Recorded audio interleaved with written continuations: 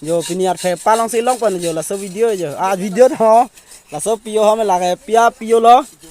yo vur lo đây akere ngang sẽ làm pita giờ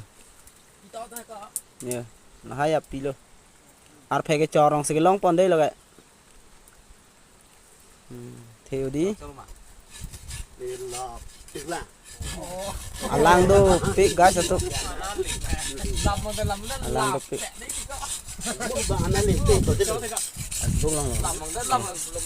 bung lang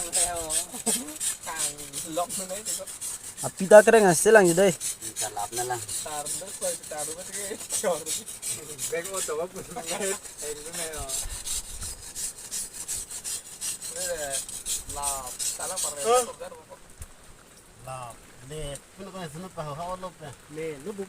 menit lang ini ke sana